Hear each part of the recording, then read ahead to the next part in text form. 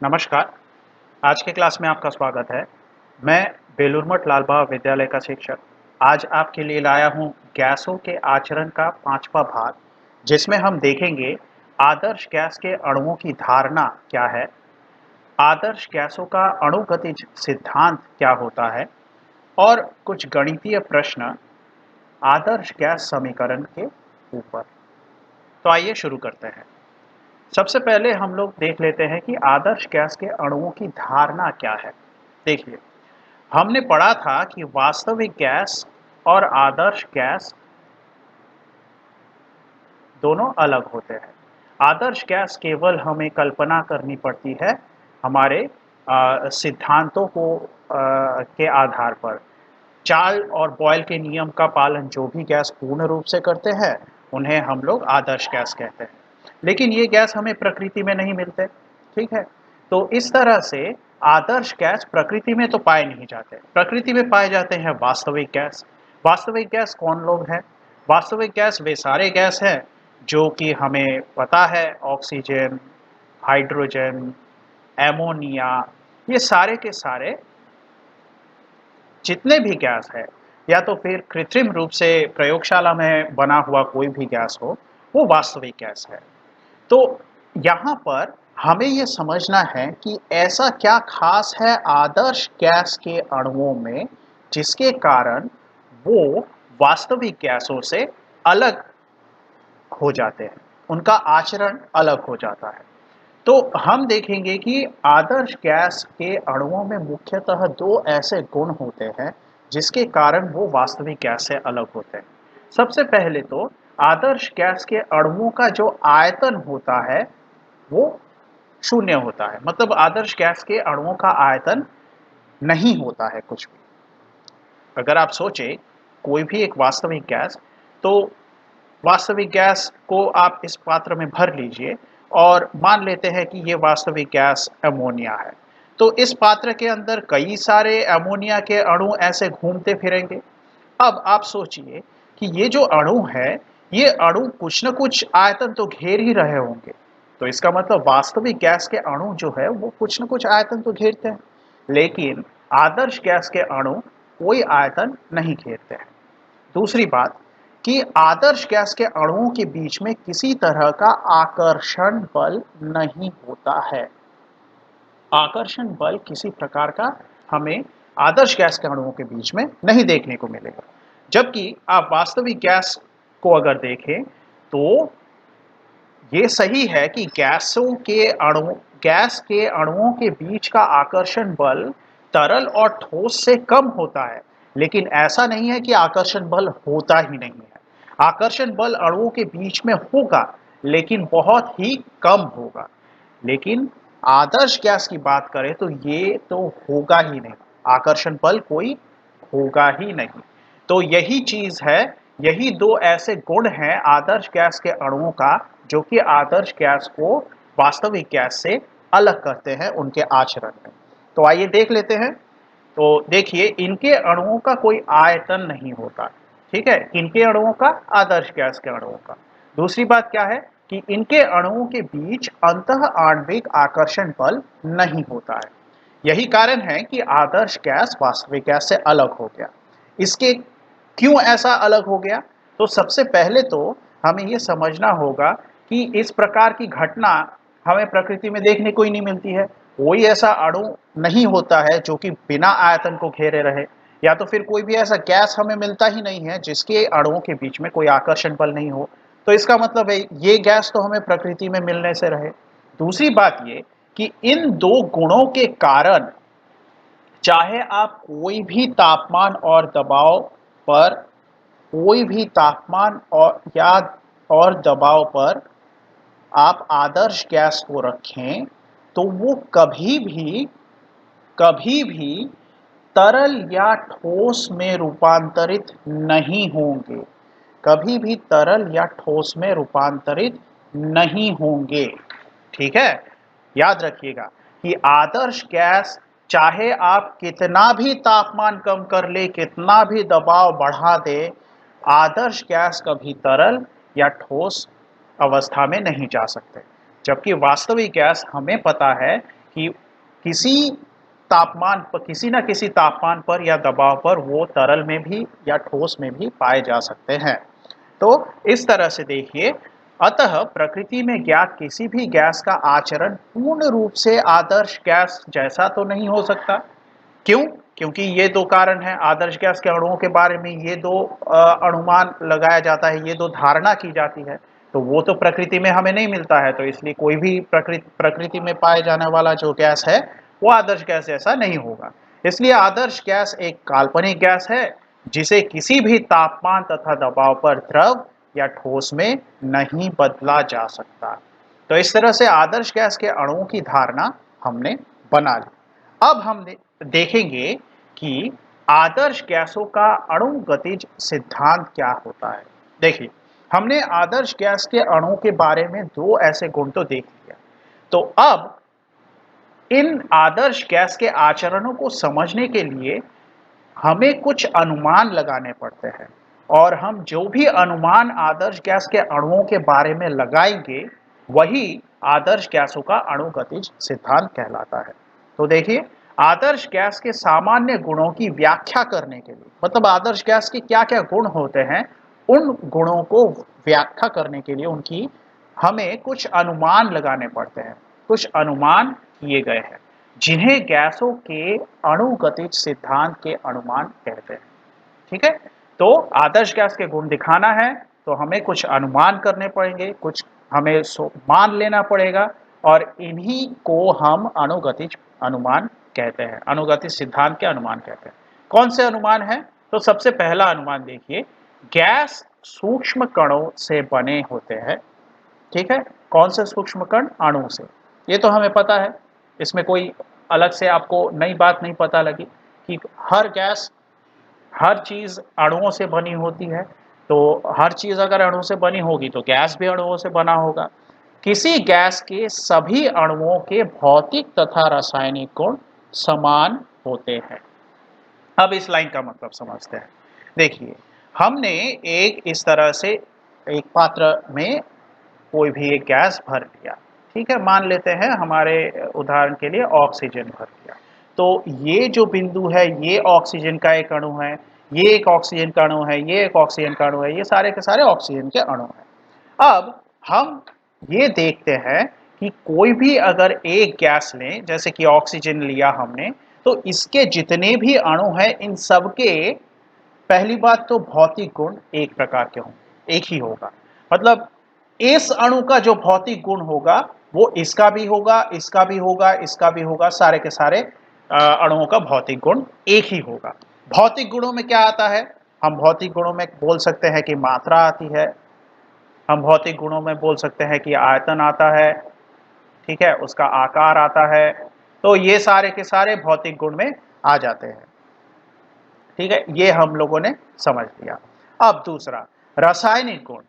अगर ऑक्सीजन का एक अणु हाइड्रोजन के किसी अणु के साथ प्रतिक्रिया करेगा तो हमें उस प्रतिक्रिया के कारण हमेशा ही जल बनता हुआ नजर आएगा। कभी ऐसा नहीं होगा कि मान लेते हैं ये वाला ऑक्सीजन का अणु किसी हाइड्रोजन के साथ प्रतिक्रिया करेगा तो जल बनेगा, और ये वाला ऑक्सीजन का अणु किसी हाइड्रोजन के साथ प्रतिक्रिया करेगा तो जल नहीं बनेगा। ऐसा कभी नहीं हो सकता। तो इसका मतलब क्या हो गया? इस ऑक्सीजन के अणु का जो भी रासायनिक गुण है इसका भी वो रासायनिक गुण होगा, इसका भी होगा, सारे के सारे ऑक्सीजन के अणुओं का रासायनिक गुण एक होगा। तो इस लाइन का मतलब आप समझ गए होंगे कि गैस के सभी अणु, कोई भी एक गैस लीजिए तो उस गैस में जितने भी अणु हैं सबके भौतिक तथा रासायनिक गुण आपको समान मिलेंगे, एक ही तरह के मिलेंगे। दूसरा दूसरा पॉइंट है, दूसरा अनुमान है कि गैसों के अणु सभी दिशा में तीव्रता से, ठीक है, ये देखिए ये शब्द इंपॉर्टेंट है, सभी दिशा में तीव्रता से लगातार सीधी रेखा में अनियमित गति करते हैं। तो ये 1 2 3 4 5, ठीक है, ये 5 ऐसे शब्द हैं जो आप नहीं लिखेंगे इस अनुमान में तो ये गलत हो जाएगा। तो सबसे पहले तो इस लाइन को फिर से एक बार अच्छे से पढ़ लेते हैं कि गैसों के अणु सभी दिशा में तीव्रता से लगातार सीधी रेखा में अनियमित गति से सीधी रेखा में अनियमित गति करते रहते हैं। मतलब क्या है समझते हैं। देखिए, फिर से हम मान लेते हैं कि इस तरह से एक पात्र लिया हमने और इस पात्र में कोई एक गैस भर दिया। अब इस गैस के जितने भी अणु हैं वो यहाँ पे हमें दिख रहे हैं।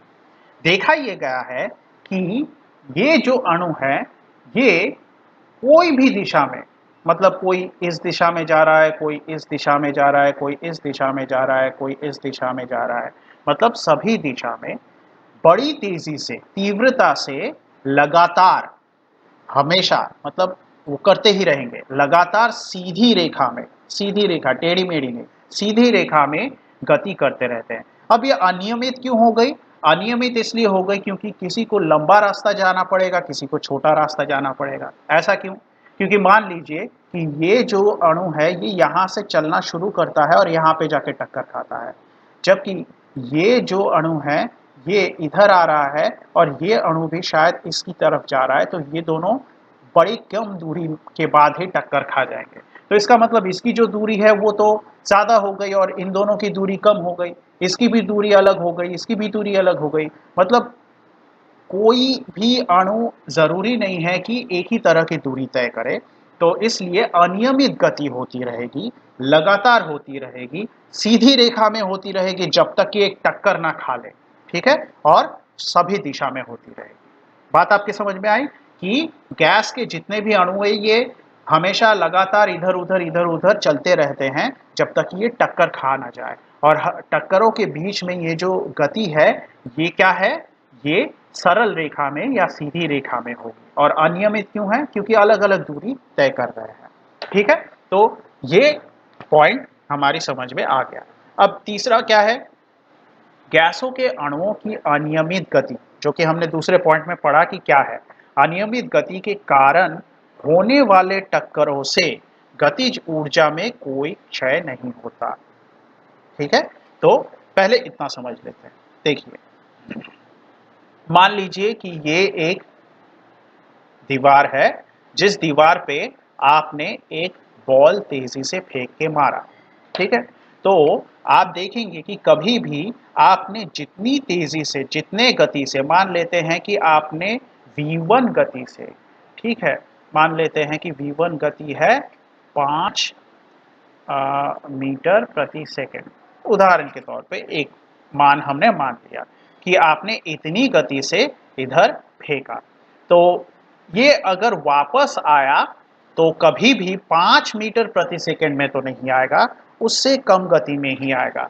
मान लेते हैं 3 मीटर प्रति सेकंड। तो इसका मतलब क्या हुआ? इसका मतलब ये हुआ कि आपने जितनी तेजी से इस बॉल को दीवार पर मारा था उतनी तेजी से ही वो वापस नहीं आया। अब सोचिए कि आपने जितनी तेजी से इस बॉल को दीवार पे मारा था, तो मतलब आपने कोई एक गतिज ऊर्जा लगाई होगी।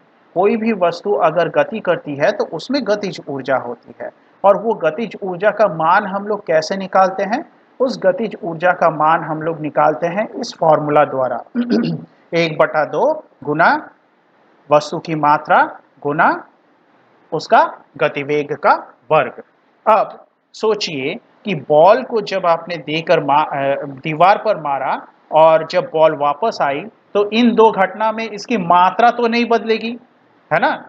लेकिन आपने जब बॉल को फेंका था तो उसका गतिवेग कुछ और था, यानी 5 मीटर प्रति सेकंड था, और जब बॉल आपके पास वापस आया तो उसका गतिवेग कुछ और है, यानी 3 मीटर प्रति सेकंड है। अब आप सोचिए, 1/2 एक स्थिर संख्या है, मात्रा बॉल की आपने बदली नहीं है, मतलब बॉल की मात्रा तो आप बदल नहीं सकते हैं, वो तो जितनी मात्रा का बॉल टक्कर खाने से पहले था उतना ही टक्कर खाने के बाद रहेगा। लेकिन ये जो गतिवेग है ये शुरू में ज़्यादा था और उसके बाद कम हो गया, मतलब ये गतिज ऊर्जा टक्कर खाने के पहले जितनी थी उससे टक्कर खाने के बाद वो कम हो गई। तो इसका मतलब क्या हो गया? इसका मतलब इसका गतिवेग भी बदला और इसकी गतिज ऊर्जा भी थोड़ी सी नष्ट हुई। वो नष्ट होके क्या होता है? हमने पहले भी पढ़ा है क्लास 9 में कि ये आवाज़ में जो ऊर्जा चली गई है, ठीक है, ध्वनि ऊर्जा में बदल गई है, उसके कारण होता है। यहाँ पर बॉल के टक्कर खाने से थोड़ी सी ऊष्मा ऊर्जा तैयार होती है, वो उसमें भी ये ऊर्जा की क्षति हुई है। तो इस तरह से जो गतिज ऊर्जा है वो दूसरे किसी ऊर्जा में उसका थोड़ा सा भाग दूसरे किसी ऊर्जा में बदल जाने के कारण गतिज ऊर्जा पहले जितनी थी उतनी नहीं रहेगी। लेकिन गैसों के अणुओं में ऐसा नहीं होता है। गैस के अणु जो कि लगातार अनियमित रूप से सीधी रेखा में गति कर रहे हैं, ये लोग जो टक्कर खाएंगे, इधर उधर टक्कर खाएंगे, इससे इनकी गतिज ऊर्जा नहीं बदलती है। क्यों नहीं बदलती है? सबसे पहली बात तो याद रखिए कि मैंने कहा था पहला पॉइंट हमारा कि सारे के सारे अणुओं का भौतिक गुण एक समान होता है, और भौतिक गुण में कौन था? मात्रा। यानी सारे के सारे अणु हैं, इनकी मात्रा तो नहीं बदली, लेकिन टक्कर खाने के बाद हम देखते हैं कि इनका गतिवेग भी नहीं बदला। तो इसका मतलब इनकी गतिज ऊर्जा में कोई क्षय नहीं होता है। ठीक है, टक्कर के कारण। ये बात आपके समझ में आ गई होगी।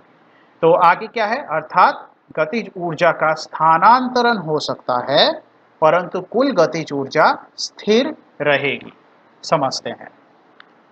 देखिए, मान लेते हैं कि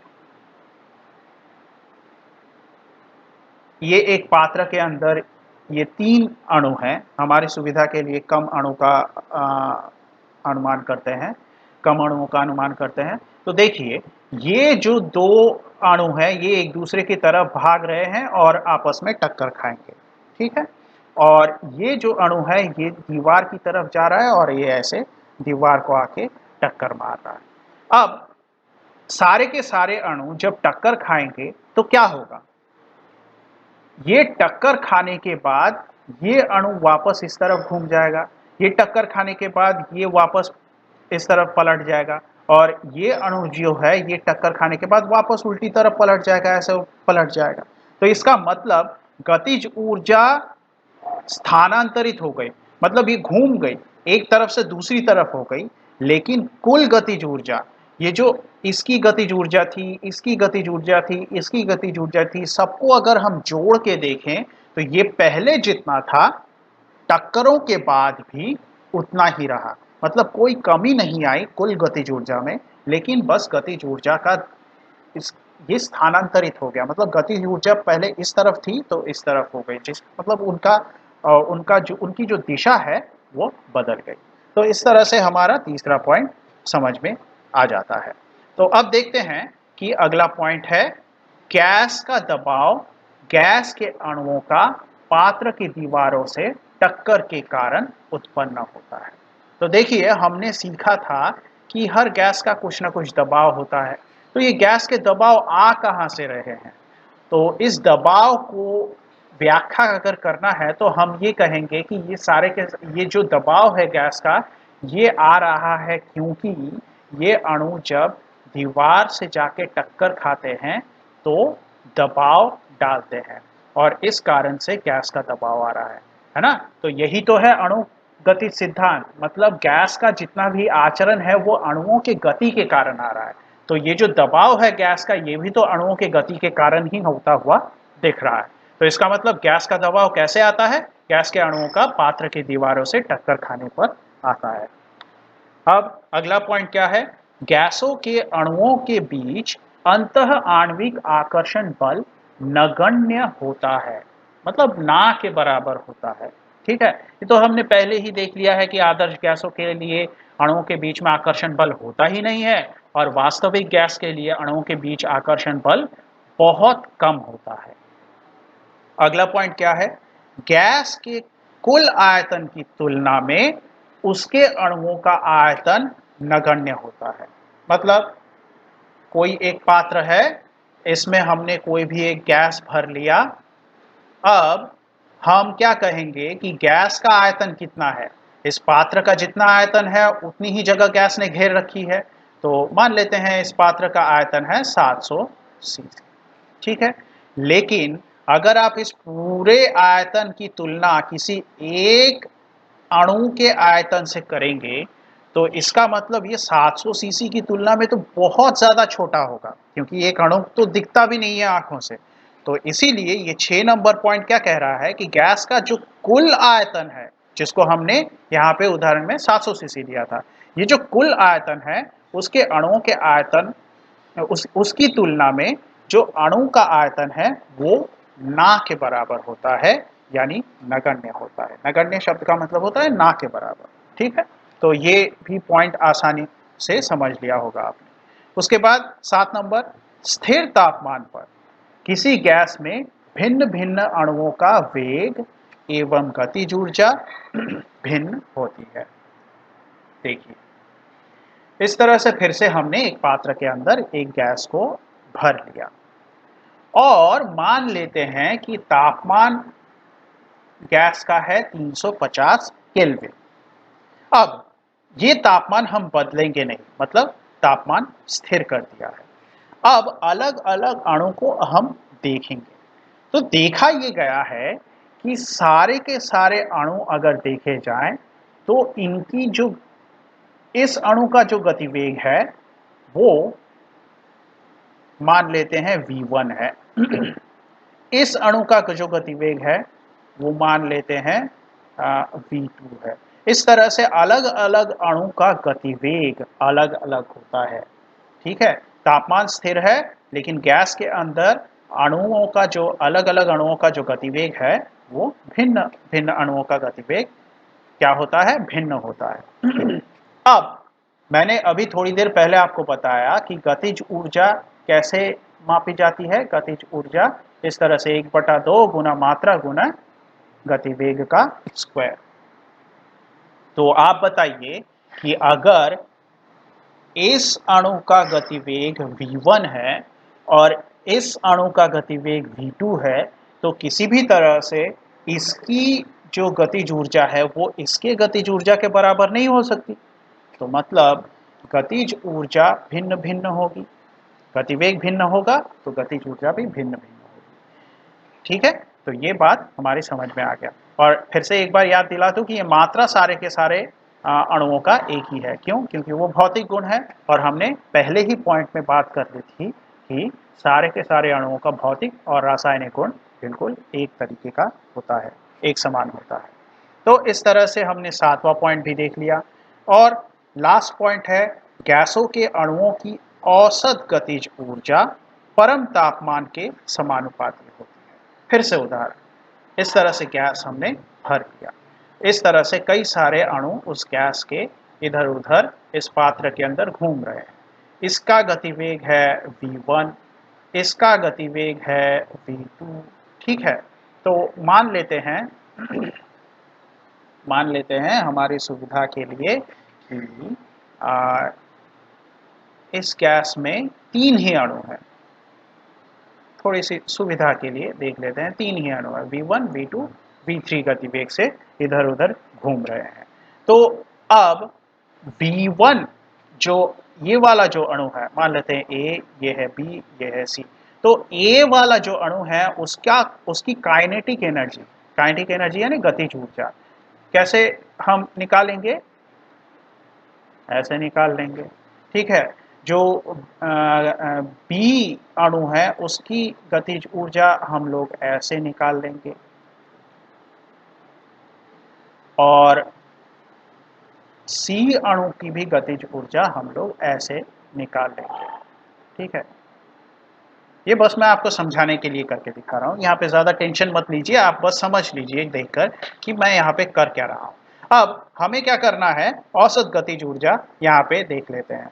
तो मैं ऐसे लिख देता हूँ, ये औसत गतिज ऊर्जा एवरेज। तो क्या होगा, कितने अणु हैं, 3 अणु हैं और 3 अणुओं की गतिज ऊर्जा को हम ऊपर जोड़ देते हैं, जोड़ के नीचे 3 से भाग देते हैं तो ही औसत गतिज ऊर्जा मिल जाएगी। अब देखिए, इन तीनों को जोड़ूंगा तो 1/2 गुना m, ये तो कॉमन चला जाएगा, तो v1 square v2 square v3 square. ये अब हमें इसका मान जो भी आएगा वो औसत गतिज ऊर्जा होगी। अब इतनी मेहनत करके समझाने की क्या जरूरत थी। मैं बस आपके दिमाग में ये बैठाना चाहता हूँ कि औसत गतिज ऊर्जा कुछ ज़्यादा मुश्किल ऊर्जा नहीं है। बस इसकी गतिज ऊर्जा, इसकी गतिज सबको जोड़ के कितने अणु हैं उससे भाग दे के आ रही है। ठीक है? तो इसमें कोई टेंशन वाली बात नहीं है। आप बस यहाँ पे जो है एक बार देख के समझ लीजिए। अब यहाँ पे कहा क्या जा रहा है? यहाँ पे ये कहा जा रहा है कि मान लेते हैं कि ये जो औसत गतिज ऊर्जा है ये मैंने 300 केल्विन के तापमान पर निकाली। ठीक है? तो और ये 300 केल्विन के तापमान पर जो गतिज ऊर्जा, औसत गतिज ऊर्जा निकली, वो मैं मान लेता हूं 100 जूल निकली। अब अगर मैं इस तापमान को बढ़ा दूं, ठीक है, इस तापमान को अगर मैं बढ़ा दूं, मान लेते हैं कि आ, इसको डबल कर देते हैं, इसको डबल कर देते हैं, तो हो सकता है, मतलब हमारे उदाहरण के लिए हम लोग मान लेते हैं कि ये 300 जूल हो गया। ठीक है? तो इसका मतलब क्या हुआ?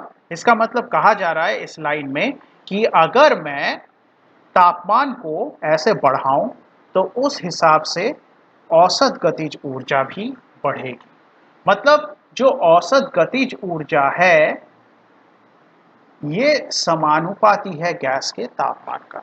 इस लाइन के कहने का बस इतना मतलब है। ये सब करने की जरूरत नहीं थी, लेकिन फिर भी दिमाग में ये औसत गतिज ऊर्जा अगर आपको सवाल परेशान कर रही है तो इसलिए मैंने आपको करके बता दिया। यहाँ पे बस इतनी सी बात है कि किसी भी गैस का तापमान जो है और उसकी औसत गतिज ऊर्जा, इन दोनों में जो संबंध होता है वो समानुपाती संबंध होता है। मतलब तापमान आप बढ़ाइए, गतिज ऊर्जा भी बढ़ जाएगी, औसत गतिज ऊर्जा भी बढ़ जाएगी। तो इस तरह से हमारा आदर्श गैस के अणु गतिज सिद्धांत, ये सारे के सारे पॉइंट हमने समझ लिए। अब समय आ गया है गणितीय प्रश्न का, जिसमें सबसे पहला प्रश्न, और ये गणितीय प्रश्न किस पर आधारित है? ये गणितीय प्रश्न आदर्श गैस समीकरण पर आधारित है। तो सबसे पहला प्रश्न पढ़ते हैं कि एनटीपी पर 1 ग्राम हाइड्रोजन का आयतन कितना होगा। अब शुरू करने से पहले ही मैं आपको बता दूं कि जब भी आप ये शब्द देखें, एनटीपी, एसटीपी, साधारण तापमान तथा दबाव, ये जहां पर भी प्रश्न में आप देखेंगे गैस के लिए, तो आप वहां पर बड़े आसानी से मोल की अवधारणा का इस्तेमाल कर सकते हैं और आपका सवाल बहुत ही आसानी से बन जाएगा। ठीक है? उसके लिए आपको गैस समीकरण का या आदर्श गैस समीकरण का इस्तेमाल करने की जरूरत नहीं है। क्यों? क्योंकि अगर आप आदर्श गैस समीकरण का इस्तेमाल करेंगे तो आपको मेहनत ज्यादा करनी पड़ेगी, कैलकुलेशन बहुत बड़े बड़े आ जाते हैं। तो मैं आपको पहले ये सवाल मोल की अवधारणा से बनाकर दिखाता हूं और आपको फिर वो सवाल आदर्श गैस समीकरण से बना के दिखाऊंगा। आप देखेंगे कि दोनों में ही आंसर एक ही तरह का आ रहा है, लेकिन इसमें मेहनत ज्यादा लग रही है। तो फिर ये सीखने का फायदा क्या है? ये सीखने का फायदा हमें थोड़ी देर बाद पता चलेगा। तो सबसे पहले मैं इसको मोल की धारणा से करके आपको बताता हूं। तो यहाँ पे कहा जा रहा है कि एनटीपी पर 1 ग्राम हाइड्रोजन का आयतन कितना होगा। आपको यहाँ पर हाइड्रोजन सिर्फ नाम बता दिया गया है। तो जब भी आपको ऐसे नाम बता दिया जाता है और इसके पीछे हाइड्रोजन के परमाणु वगैरह कुछ नहीं लिखा है, तो आपको मान लेना है कि यहाँ पर हाइड्रोजन के अणुओं की बात हो रही है। तो अगर हाइड्रोजन के अणुओं की बात हो रही है और मोल की अवधारणा अगर आपको याद है, तो आपको सबसे पहले क्या करना है? आपको हाइड्रोजन का ग्राम अणुभार निकाल लेना है। हाइड्रोजन का ग्राम अणु भार, याद कीजिए हाइड्रोजन का परमाणु भार 1 होता है। ठीक है? तो हाइड्रोजन, ये याद होना चाहिए। तो हाइड्रोजन का परमाणु भार अगर 1 है तो हाइड्रोजन का अणु भार 2 होगा, और 2 के पीछे ग्राम लगाएंगे तो हाइड्रोजन का ग्राम अणु भार निकल आएगा। तो ये हो गया हाइड्रोजन का ग्राम अणु भार। अब किसी भी चीज का ग्राम अणुभार, किसी भी अणु का ग्राम अणुभार अगर हम निकाल ले तो वही तो 1 मोल होता है। तो इसका मतलब क्या हुआ? इसका मतलब ये हुआ कि 2 ग्राम हाइड्रोजन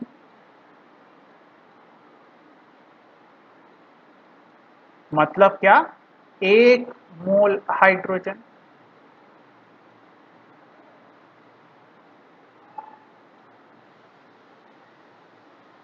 अब आप मुझे बताइए कि अगर 2 ग्राम हाइड्रोजन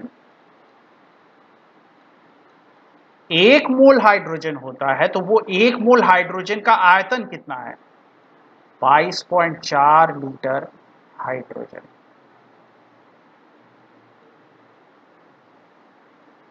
ठीक है, ये तो हमने सीख ही लिया था। अब कितना आसान हो गया देखिए सवाल। हमें क्या पूछा है? 1 ग्राम हाइड्रोजन का आयतन।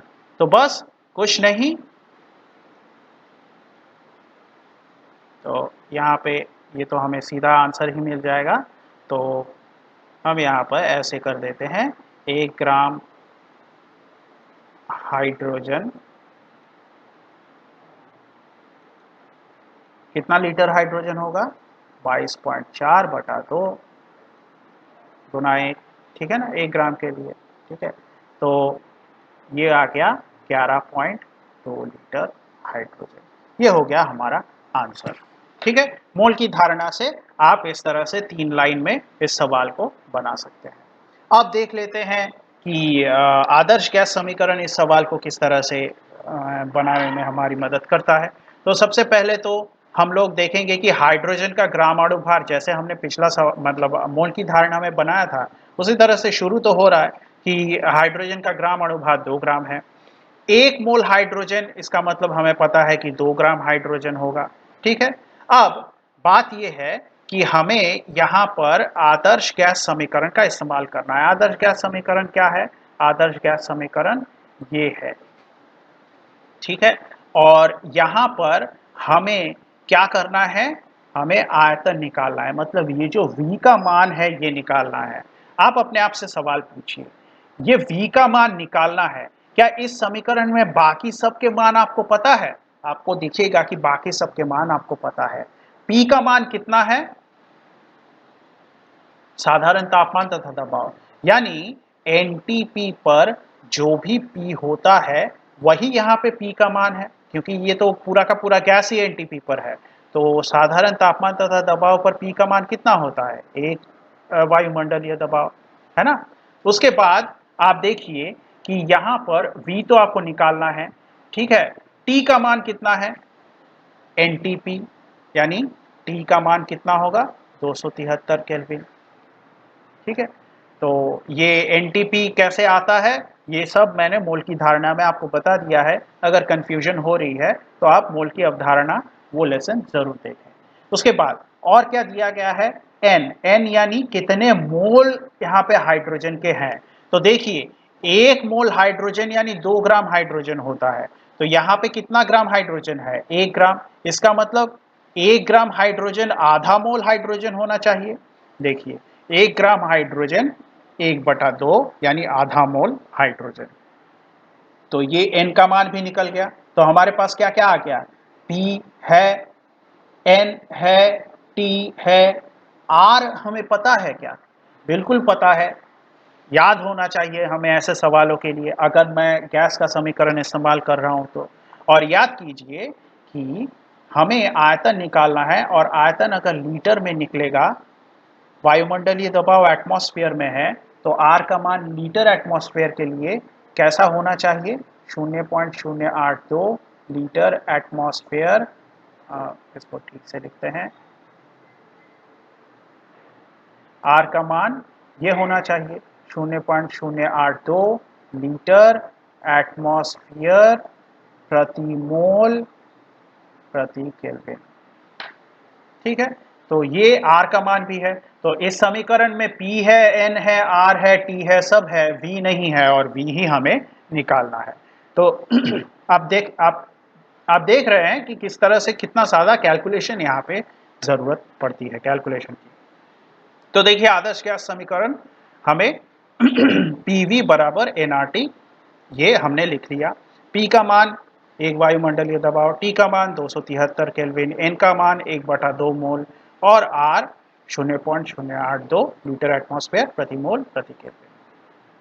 तो आइए आगे बढ़ते हैं और हमारे आदर्श गैस समीकरण में से V को अलग कर लेते हैं, तो समीकरण में nRT/P ये आ जाएगा। अब यहाँ पर ये nRT/P सबका मान इकाई के साथ आप बैठा दीजिए, ठीक है। ये जो 1/2 मोल है, 1/2 मतलब 0.5 होता है, इसलिए इसको 0.5 बैठा दिया मैंने। अब इसको 0.5 न बैठा के 1/2 भी बैठा सकते थे, कोई परेशानी नहीं है। अब देखिए इन इकाइयों को आप कैंसल आउट कर दीजिए, ऊपर नीचे जितने भी हैं। तो ये ऊपर का वायुमंडलीय यानी एटमॉस्फेयर, नीचे का एटमॉस्फेयर कट गया। अब देखिए इधर ये मोल और इस मोल का पावर -1 है, तो ये मोल इसका मतलब नीचे है और ये मोल ऊपर है, तो ये दोनों भी कट गए। ये केल्विन का पावर -1 ही केल्विन है, तो इसका मतलब ये दोनों भी कट जाएंगे। तो बचेगा क्या? बचेगा सिर्फ आयतन, और हमें चाहिए आयतन। तो सारे के सारे नंबरों को गुणा कर दीजिए, हमें मिलेगा 11.19। हमें मोल की अवधारणा से कितना आंसर मिला था? 11.2 लीटर। तो इसका मतलब यहाँ पे हम दोनों हमारे लिए दोनों ही तरीका बिल्कुल सही है। और मैं आपसे ये कहूँगा कि आप मोल की अवधारणा का इस्तेमाल कीजिए जब भी आपको सवाल में एनटीपी दिखे। अब ये तो आंसर हमें मिल गया कि एनटीपी पर 1 ग्राम हाइड्रोजन का आयतन इतना होता है, और हमने देखा कि मोल की अवधारणा यहाँ पे बहुत आसान थी। तो सवाल ये है कि ये जो पीवी बराबर एनआरटी है, ये हमें कब जरूरत पड़ेगी इसकी? तो इसकी जरूरत इस सवाल में पड़ेगी। देखिए 27 डिग्री सेल्सियस तथा 1 वायुमंडलीय दबाव पर 100 मिलीलीटर गैस का भार 0.1 ग्राम है। गैस का अनुभार ज्ञात करें। सबसे पहले तो ध्यान दीजिए कि ये जो गैस है ये एनटीपी पर नहीं है। इसका मतलब हम यहाँ पे मोल की अवधारणा का इस्तेमाल नहीं कर पाएंगे, ठीक है। तो इसलिए यहाँ पर हमें गैस समीकरण का इस्तेमाल करना पड़ेगा। ये बात हमें यहाँ से साफ नजर आ रही है। क्यों? क्योंकि तापमान 27 डिग्री सेल्सियस है। 27 डिग्री सेल्सियस मतलब होता है 300 केल्विन, जबकि एनटीपी पर जो तापमान होता है वो है 273 केल्विन। तो इसका मतलब एनटीपी पर तो ये गैस नहीं है। तो इसका मतलब हमें मोल की अवधारणा से कोई मदद नहीं मिलेगी, हमें गैस समीकरण का इस्तेमाल करना पड़ेगा। तो ये पहली बात कि गैस समीकरण की जरूरत भी पड़ सकती है आपको एग्जाम में। अब इस सवाल को बनाने में आगे बढ़ते हैं। तो देखिए फिर से वही बात कि हमें इनमें से सबका मान पता है या नहीं, लेकिन आपसे पूछा क्या जा रहा है वो भी थोड़ा सा ध्यान दें, ठीक है। तो आपको तापमान बता दिया गया है, इसको केल्विन में बदल लेंगे तो कैपिटल टी मिल जाएगा। ये जो है ये P है, ये जो है ये V है। ये क्या है? ये तो गैस का भार है, यानी भार मतलब यहाँ पे भार गलत शब्द का इस्तेमाल होता है, कभी कभी सवालों में भार का इस्तेमाल कर देते हैं मात्रा की जगह। लेकिन आप समझ लीजिए कि 0.1 ग्राम, ग्राम कभी भी भार की इकाई नहीं होती है, वो क्या होती है? वो मात्रा की इकाई होती है। तो 0.1 ग्राम ये क्या है? ये गैस की मात्रा है। और गैस का अनुभार ज्ञात करने के लिए कहा गया है। अनुभार यानी उसका द्रव्यमान, यानी उसका मोलर भार, ठीक है। तो अब देखिए इस समीकरण में यहां पर ये जो पता लगाना है, तो उस हिसाब से इसको बदलना पड़ेगा। और याद कीजिए हमने पढ़ा था कि ये n की जगह पर हम गैस का भार बटा उसका अणुभार लिख सकते हैं, और फिर ये समीकरण कुछ ऐसा बन जाएगा। अब देखिए यहाँ पे P हमें पता है, V भी हमें पता है, W भी हमें पता है, R हमें पता होना चाहिए, कैपिटल T हमें पता है, ठीक है। निकालना क्या है? ये कैपिटल एम निकालना है। तो आइए शुरू करते हैं। तो सबसे पहले तापमान कितना है, 27 डिग्री सेल्सियस प्लस 273 कर देंगे, 300 केल्विन मिल जाएगा। दबाव कितना है, एक वायुमंडलीय दबाव। आयतन कितना है, अब ध्यान दीजिए, ये जो 100 मिलीलीटर है, ये मिली शब्द का मतलब होता है 10 का पावर -3 या तो फिर 1/1000। जैसे किलो मतलब 1000 होता है या तो फिर 10 का पावर 3 होता है, वैसे ही मिली शब्द का मतलब होता है 10 का पावर -3 या 1/1000। ठीक है, ये तो आपको पता होगा कि अगर ये किलो, हेक्टो, डेका, मी, डेसी, सेंटीमिली, ये आपको पता है कि कैसे यहाँ पर बदलते हैं, तो उसी तरह से ये भी आपको पता होना चाहिए। तो यहाँ पर जो आयतन है वो क्या है, 100 गुना मिली के जगह पे मैंने लगा दिया 10 का पावर -3 और ये पूरा का पूरा लीटर में बदल गया। ठीक है, तो ये जो मिली है इसके जगह पे 10 का पावर -3 लगा दिया तो ये पूरा का पूरा लीटर में आ गया। तो अब ये V भी हमने लिख लिया। यहाँ पे गैस की मात्रा कितनी दी गई है, 0.1 ग्राम। गैस का अनुभार हमें निकालना है। ठीक है, गैस का। और अब हम याद कीजिए इस फॉर्मूले में EV बराबर W, ये जो था ना, ये ग्राम अणुभार था, ये नीचे, और ग्राम अणुभार से ग्राम हटा देंगे तो जो नंबर मिलेगा वो अणुभार होता है। तो हमें ग्राम अणुभार निकाल लिया, उसके पीछे से बस ग्राम हटा देना है और हमें आंसर मिल जाएगा। तो गैस का ग्राम अणुभार कैपिटल M, जो कि पता लगाना है। अब देखिए यहाँ पे आयतन है लीटर में, दबाव है एटमॉस्फेयर में, तो R का मान कितना होना चाहिए, लीटर एटमॉस्फेयर वाला मान लगा लेते हैं, लीटर एटमॉस्फेयर प्रति मोल प्रति केल्विन। तो ये जो R है यहाँ पे बैठा सकते हैं हम। तो ये सारा का सारा क्या आदर्श गैस समीकरण इस तरह से हमने लिख लिया। अब इस आदर्श गैस समीकरण में हमें ज़रूरत क्या है, हमें इसको अलग करने की ज़रूरत है। तो इसको अलग करेंगे तो ये m इधर बटे में है, इधर चला जाएगा, और ये सारा का सारा इधर से m के साथ जो गुणा हो जाता था वो इधर आ जाएगा। मतलब हमारा कैपिटल M बराबर WRT बटा PV हो जाएगा। अब कुछ नहीं करना है, बस इन सब का मान यहाँ पे बैठा देना है। तो W का मान है 0.1 ग्राम, R का मान है जैसा कि मैंने आपको कहा 0.082 लीटर एटमॉस्फेयर प्रति मोल प्रति केल्विन। तापमान कितना है, 300 केल्विन। नीचे है एक वायुमंडलीय दबाव गुना पूरा का पूरा आयतन जो है 100 गुना 10 का पावर -3 लीटर। अब बैठा दीजिए। तो अब क्या करना है, अब इकाइयों को पहले निकाल दें यहाँ से, जो कि ऊपर नीचे कैंसिल हो रहे हैं, और ये लीटर और ये लीटर भी कट गया। ठीक है, ऊपर देखिए ये केल्विन का पावर -1 और ये केल्विन कट गया, तो बचा क्या, ग्राम प्रति मोल, जो कि ग्राम अणुभार होता है, ग्राम अणुभार की इकाई होती है। तो हमें कितना मान मिल रहा है, हमें मिल रहा है इतना ग्राम। ठीक है, तो इस हिसाब से अगर मैं यहाँ से ग्राम हटा दूँ तो हमें अणुभार मिल जाएगा। ठीक है, यहाँ पे ग्राम के नीचे मोल होना चाहिए। ठीक है, हर मोल का कितनी मात्रा है, तो हर मोल की 24.6 ग्राम मात्रा होती है।